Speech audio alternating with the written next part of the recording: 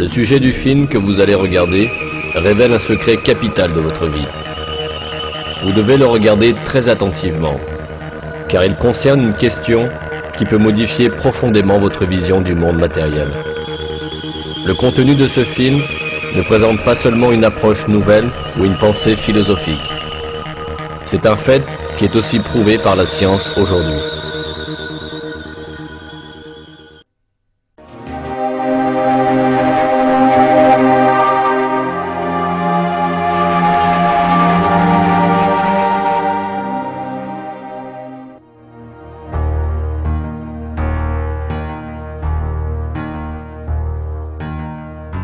L'homme est conditionné dès le début de sa vie à considérer que le monde où il vit possède une réalité matérielle absolue. Il grandit donc sous l'influence de ce conditionnement et construit toute sa vie sur cette vision des choses. Les découvertes de la science moderne ont toutefois révélé une réalité significative totalement différente de ce qu'on suppose habituellement. Toutes les informations que nous possédons sur le monde extérieur nous sont apportées par nos 5 sens. Le monde que nous connaissons consiste en ce que nos yeux voient, ce que nos oreilles entendent, ce que notre nez sent, ce que notre langue goûte, ce que nos mains touchent. L'homme, depuis sa naissance, dépend uniquement de ces 5 sens. C'est pourquoi il connaît le monde extérieur seulement tel qu'il lui est présenté par ses sens. Cependant, la recherche scientifique effectuée sur nos sens a révélé des faits très différents au sujet de ce qu'on appelle le monde extérieur. Et ces faits ont mis en évidence un secret très important concernant la matière dont est fait le monde extérieur.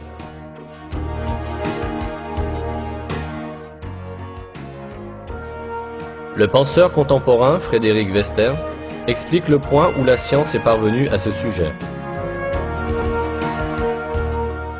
Les affirmations de certains savants avançant que l'homme est une image, toute expérience est temporaire et trompeuse, et cet univers n'est qu'une ombre, semblent être prouvées par la science de nos jours.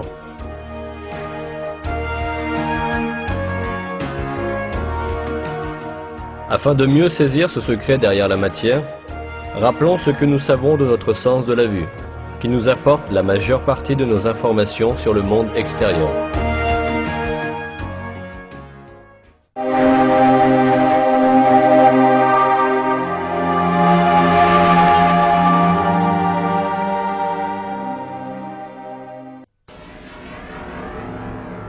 L'action de voir se réalise progressivement.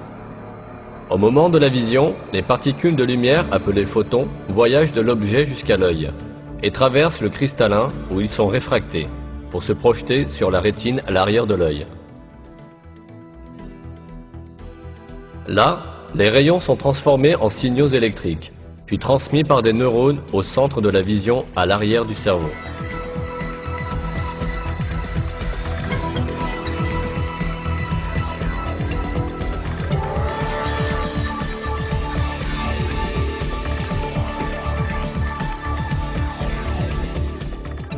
L'action de voir se déroule en réalité dans ce centre du cerveau.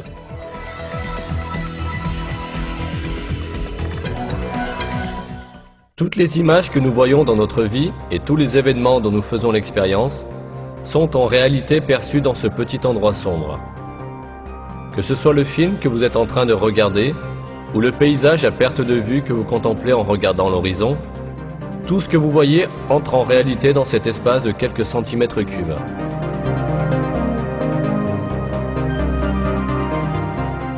Réfléchissons attentivement à ces informations.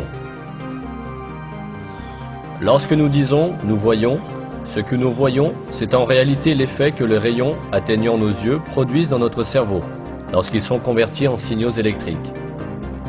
Quand nous disons « nous voyons », nous observons en réalité les signaux électriques dans notre cerveau. Il faut d'ailleurs ici rappeler un autre fait. Le cerveau est fermé à la lumière et son intérieur est totalement sombre. Par conséquent, jamais le cerveau ne peut être en contact avec la lumière elle-même. Nous pouvons prendre un exemple pour expliquer cette situation intéressante. Supposons que devant nous se trouve une bougie allumée, dont nous voyons la lumière. Pendant la période où nous voyons la lumière de la bougie, l'intérieur de notre crâne et notre cerveau sont dans l'obscurité totale. La lumière de la bougie n'illumine jamais notre cerveau et notre centre de vision. Nous contemplons donc un monde de couleurs et de lumière à l'intérieur de notre cerveau obscur. La même situation s'applique aux autres sens. Les sons, le toucher, les goûts et les odeurs sont tous perçus dans le cerveau sous la forme de signaux électriques. Par conséquent, durant toute notre vie, notre cerveau n'est jamais confronté à l'original de la matière existant hors de nous, mais bien plutôt à une copie électrique de cette matière formée à l'intérieur de notre cerveau. C'est là que nous tombons dans l'erreur de croire que ces copies sont des éléments de la matière réelle existant hors de nous.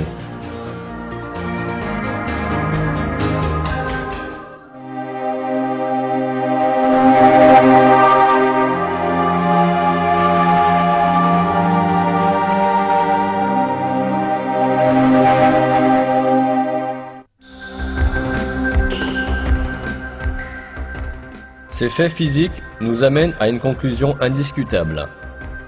Tout ce que nous voyons, touchons, entendons et percevons comme la matière, le monde ou l'univers, n'est en fait que des signaux électriques dans notre cerveau.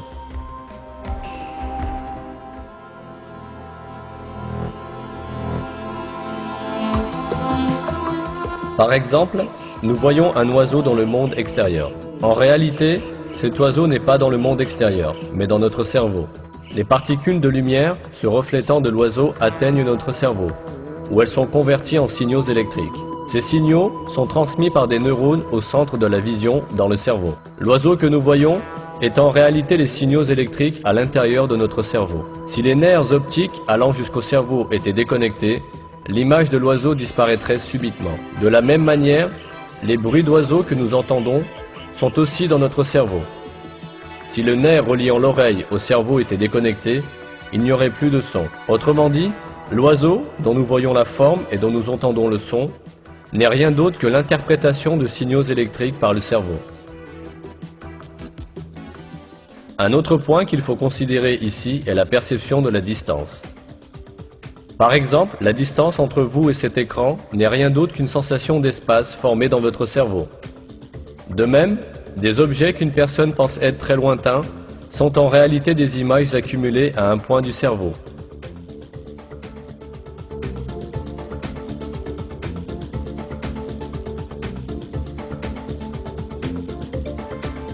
Quelqu'un qui observe les étoiles dans le ciel supposera qu'elles se trouvent à des millions d'années-lumière de lui. Or, les étoiles sont à l'intérieur de lui-même, dans le centre de la vision de son cerveau.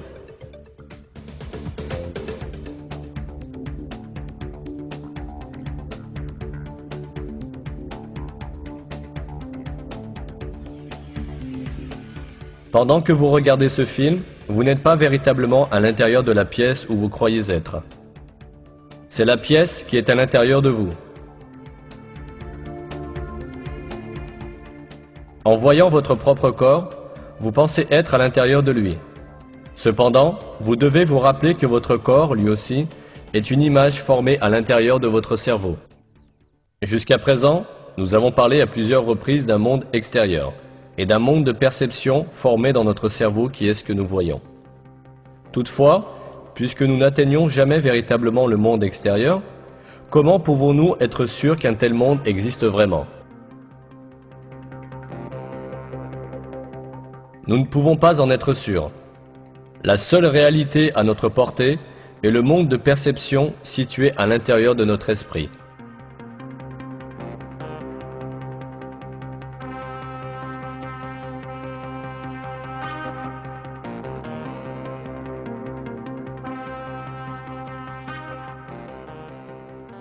Nous croyons à l'existence des objets parce que nous les voyons et les touchons, et qu'ils sont reflétés pour nous par nos perceptions.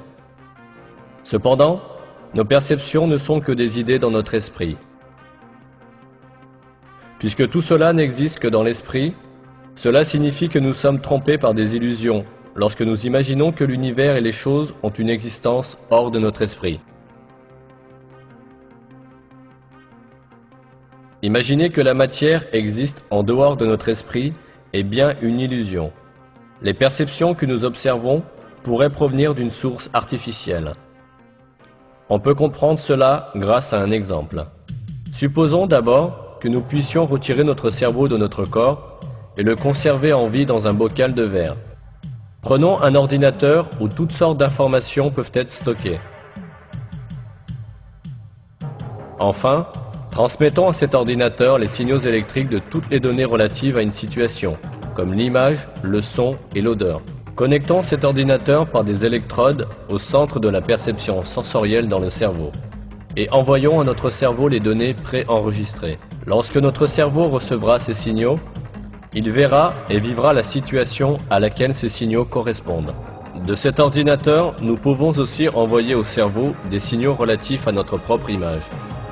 Par exemple, nous pouvons envoyer à notre cerveau les corrélats électriques des perceptions sensorielles de la vue, de l'ouïe et du toucher que nous avons lorsque nous sommes assis à un bureau. Dans cet état, notre cerveau s'imaginera comme un homme d'affaires assis à son bureau. Ce monde imaginaire se poursuivrait aussi longtemps que les stimulations continueraient de venir de l'ordinateur. Nous ne nous rendrions jamais compte que nous ne consistions qu'en un cerveau.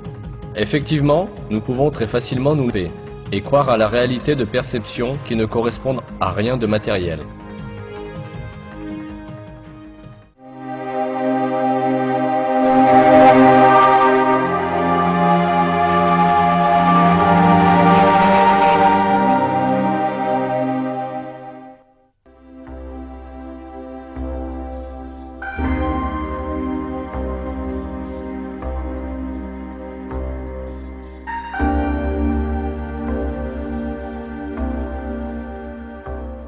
La réalité est tout ce qui peut être touché par la main et vu par l'œil. Dans vos rêves, vous pouvez aussi toucher avec la main et voir avec l'œil. Mais en réalité, vous n'avez ni main ni œil, et il n'y a rien à toucher ni à voir. Néanmoins, en prenant ce que vous percevez dans votre rêve pour des réalités matérielles, vous êtes tout simplement trompé.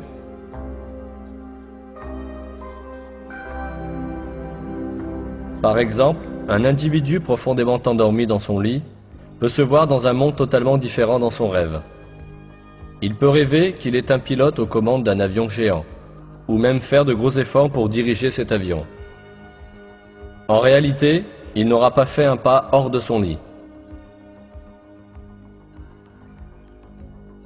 Dans ses rêves, il pourra visiter d'autres lieux et rencontrer ses amis, parler avec eux, manger et boire en leur compagnie. C'est seulement lorsque le dormeur s'éveille de son rêve qu'il se rend compte que ce n'était que des perceptions. Si nous sommes capables de vivre facilement dans un monde irréel pendant nos rêves, cela peut tout aussi bien être vrai du monde où nous vivons.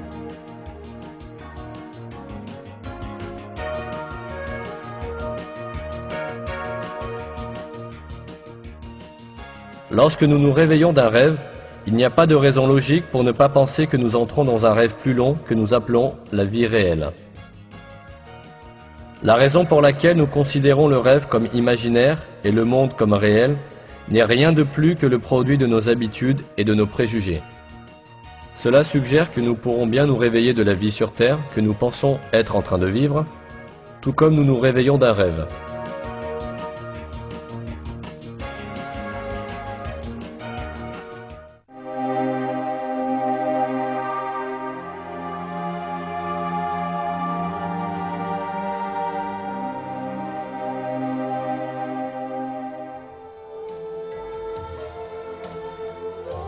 Après tous ces faits physiques, se pose une question de première importance. Si tous les événements physiques que nous connaissons sont intrinsèquement des perceptions, qu'en est-il de notre cerveau? Puisque notre cerveau est fait de matière tout comme nos bras, nos jambes et tout autre objet, il doit aussi être une perception comme tous les autres objets. Un exemple rendra les choses plus claires. Imaginons que nous allongions les nerfs qui vont jusqu'à notre cerveau et que nous sortions notre cerveau de notre tête pour le mettre là où nous pouvons le voir avec nos yeux. Dans ce cas, nous serions capables de voir aussi notre cerveau et de le toucher avec nos doigts. Ceci nous permet de comprendre que notre cerveau, lui non plus, n'est rien d'autre qu'une perception formée par les sens de la vision et du toucher. Alors, quelle est la volonté qui voit, entend et perçoit tous les autres sens, si ce n'est pas le cerveau?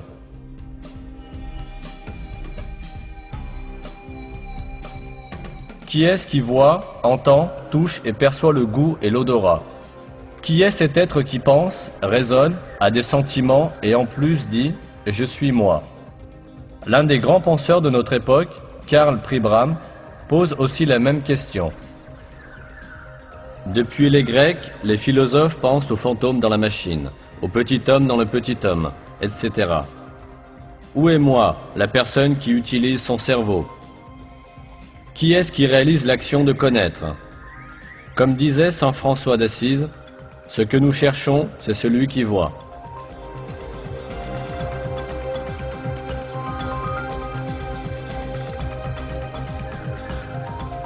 En fait, cet être métaphysique qui utilise le cerveau, qui voit et qui sent, c'est l'âme. Ce que nous appelons le monde matériel est l'ensemble de perceptions vues et senties par cette âme. Tout comme le corps que nous possédons et le monde matériel que nous voyons dans nos rêves n'ont pas de réalité physique, l'univers que nous occupons et les corps que nous possédons maintenant n'ont pas non plus de réalité physique. Le véritable être absolu, c'est l'âme.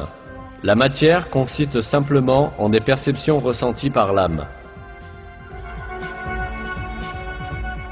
Oui, même si nous partons avec l'hypothèse que la matière est réelle, les lois de la physique, de la chimie et de la biologie nous conduisent toutes au fait que la matière est faite d'une illusion et à l'inévitable réalité d'une matière métaphysique.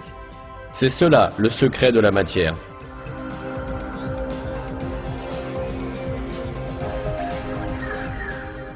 Ce fait est si clair qu'il alarme certains scientifiques matérialistes qui pensent que la matière est l'être absolu.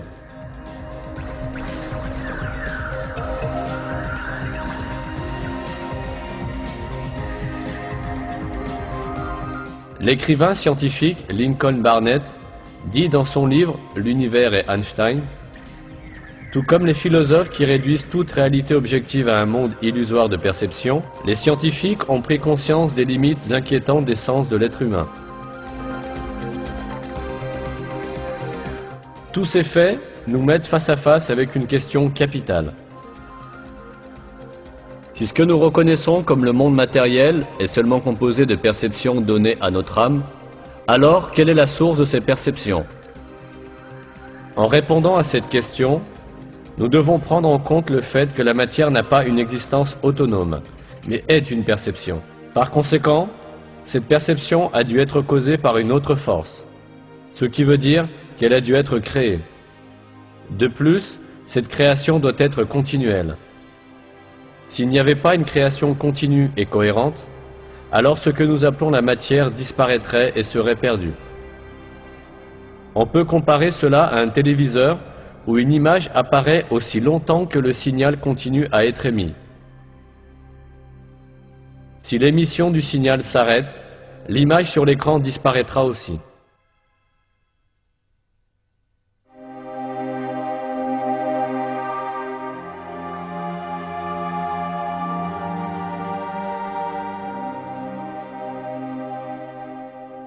Alors, qu'est-ce qui fait que notre âme voit la terre, les gens, les plantes, notre corps et tout ce que nous voyons d'autre? De toute évidence, il existe un créateur supérieur qui a créé tout cet univers matériel, c'est-à-dire la somme de toutes ses perceptions, et qui continue sa création sans interruption.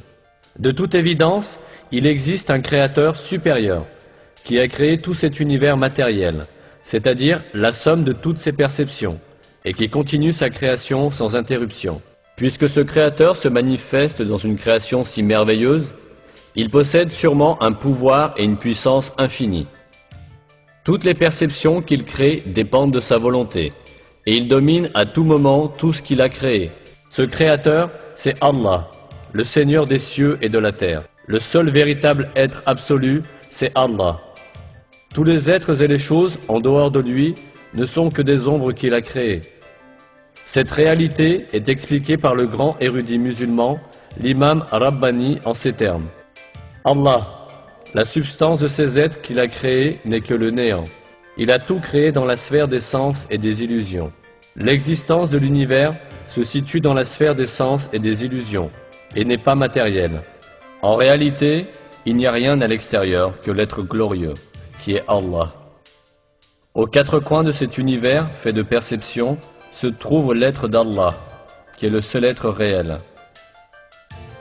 Par conséquent, l'être qui est le plus près de l'homme, c'est Allah.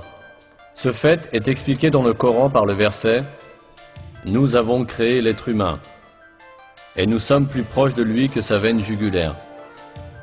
Où que nous soyons, Allah est avec nous. » Pendant que vous regardez ce film, l'être le plus proche de vous est Allah, qui crée tout ce que vous voyez à tout moment.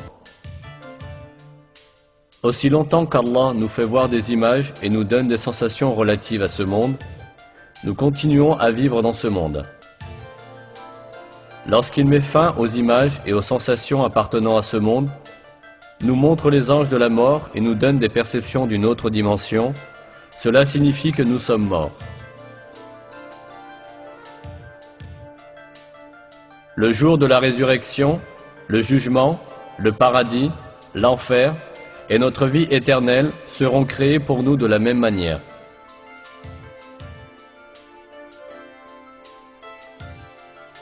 Créer tout cela est très facile pour Allah, qui nous montre, dans ce monde même, l'épreuve de son pouvoir éternel et de sa science infinie.